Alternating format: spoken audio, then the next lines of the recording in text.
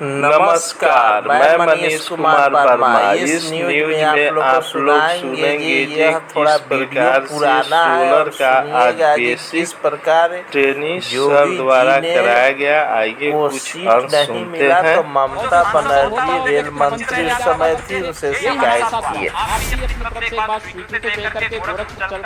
उस overhead bridge का शिलान्यास अपने कर्तव्यों से कर दें, कुछ विकास के नाम पर कुछ कार्य गोरखपुर में हो जाएंगे। रेल मंत्रालय में एक प्रस्ताव आया है गोरखपुर से नई दिल्ली के लिए नई ट्रेन चलाने के लिए, जिससे कम से कम हम उस गुंडागिरी से बच सकें जो आज हम झेलते हैं। गोरखपुर, लखनऊ, कानपुर और दिल्ली ये 4 स्टॉपेज ट्रेन के होंगे। मैं माननीय मंत्री से अनुरोध करूंगा इस ट्रेन को चलाने के लिए आप अपनी मंजूरी देंगे। माननीय रेल मंत्री जी को बधाई देता हूँ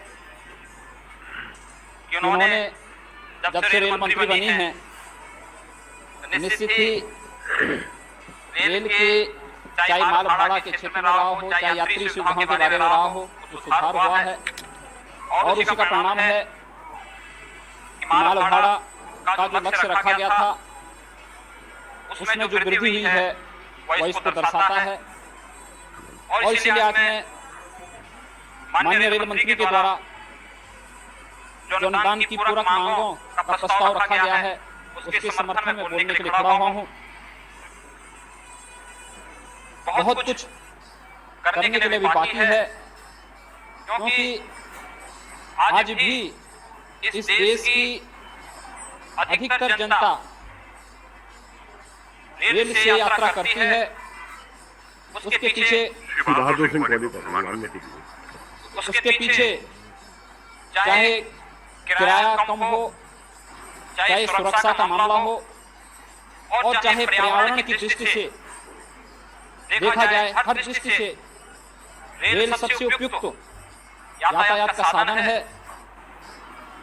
और यहाँ पर निश्चित ही जिस संकल्प के साथ में माननीय रेल मंत्री ने अपना प्रस्ताव रखा है उस सबको समर्थन करते हुए मैं माननीय रेल मंत्री जी से अनुरोध करना चाहता हूँ कि महोदय, मैं उत्तर प्रदेश के उस क्षेत्र से संबंधित हूँ जिसमें आजादी के बाद विकास का कुछ भी कार्य नहीं हुआ।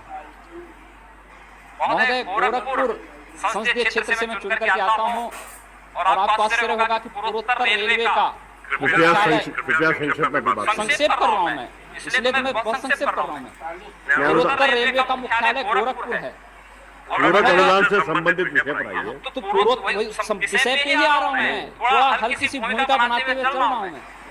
भूमिका बनाने की आवश्यकता नहीं, सीधे विषय पर आइए। वहाँ पर पूर्वोत्तर रेलवे का मुख्यालय होने के बाद 1986 में रेल कोच फैक्ट्री गोरखपुर के स्वीकृत हुई थी, लेकिन राजनीतिक भेदभाव के चलते, राजनीतिक विद्वेष की भावना से उस फैक्ट्री को गोरखपुर से दूसरी जगह ले जाया गया। उसके बाद 1996-97 में गोरखपुर जो जोनल मुख्यालय है उसका एक भाग गोरखपुर से बिहार स्थानांतरित कर दिया गया। और विकास के नाम पर गोरखपुर में आज तक कुछ नहीं हुआ है। महोदय, मैं आपके माध्यम से कहना चाहता हूं कि वर्ष 1998-99 में गोरखपुर से नरकटियागंज मार्ग का आमान परिवर्तन हुआ था। आमान परिवर्तन से पहले उस मार्ग पर एक पैसेंजर ट्रेन चलती थी और उस समय बंद कर दी गई कि आमान परिवर्तन के बाद पुनः वो चलेगी।